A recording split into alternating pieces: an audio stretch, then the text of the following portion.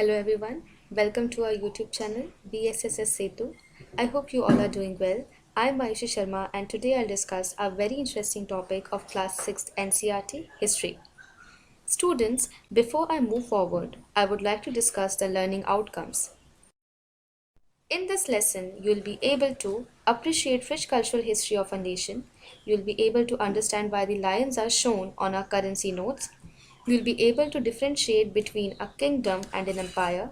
And lastly, you'll be able to explain the word dynasty. Now, before I disclose the name of the topic, I have some questions for you. My first question to you is, what is the national emblem of India? Yes, you are correct, the lion capital. My next question to you is, have you ever observed the lion capital in your daily lives? Well, yes, you all must have observed a tiny set of lions on the left of our Indian currency. My last question to you is, from where was the image of the four Asiatic lions has been adopted? You don't know the answer? Well, that's a tricky question. Don't worry, I'll answer this one.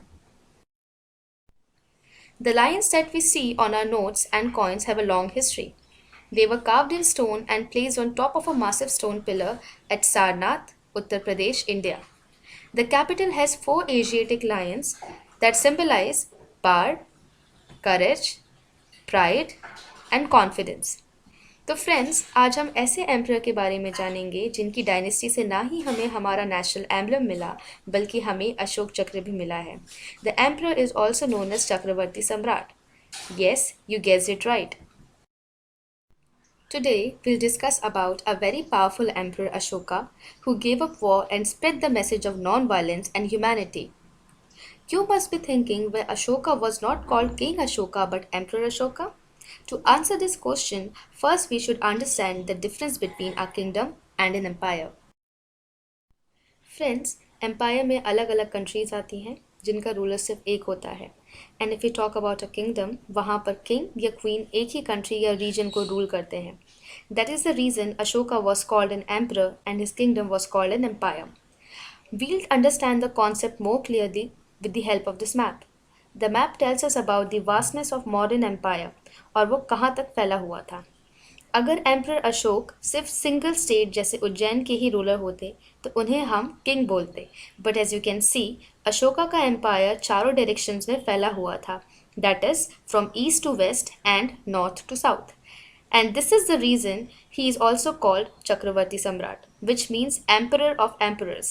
Only Emperor Ashok got this title in India. I hope now you have understood the basic difference between an empire and a kingdom and why Ashoka was called an emperor. There's another reason why Ashoka's kingdom was called an empire. The empire that Ashoka ruled was founded by his grandfather Chandragupta Maurya more than 2300 years ago. Chandragupta was supported by a wise man named Chanakya or Kautilya. Many of Chanakya's ideas were written down in a book called the Arthashastra. Now we'll understand the meaning of dynasty. So what is a dynasty? Friends, when members of the same family become rulers one after another, then the family is often called a dynasty. मतलब जब एक ही family के members एक के बाद एक rulers बनते हैं तो हम उस फैमिली को डायनेस्टी कहते हैं. The Mauryas were a dynasty with three important rulers: Chandragupta, his son Bindusara, and Bindusara's son Ashoka. You'll understand the meaning of dynasty by looking at this chart. As you can see here, Chandragupta was supported by Chanakya, who also wrote a famous book called Arthashastra. और ये चाणक्य ही थे जिनकी मदद से चंद्रगुप्त मौर्य ने Nanda dynasty को हरा के मौर्यन डायनेस्टी को स्टैब्लिश किया था. चंद्रगुप्त मौर्य के बाद उनके बेटे बिंदुसार आए, बिंदुसार के बाद उनके बेटे अशोक आए. तो हम देख सकते हैं कि यहाँ पे एक सेम फैमिली चल रही है और एक के बाद एक रूलर्स आते जा रहे हैं सेम ब्लड से. तो इसी को हम डायनेस्टी कहते हैं. Friends, till now we understood the origin of the lion capital and from where it was excavated. After that, we discussed the difference between an empire and a kingdom and why Ashoka is known as Emperor Ashok. After that, we discussed the vastness of modern empire with the help of a map, and at last, we discussed the meaning of dynasty with the help of a flowchart. I hope you all enjoyed today's session. In our next class, we'll continue with the same chapter. Till then, stay safe and keep learning. And don't forget to like, share, and subscribe our channel. Thank you, everyone.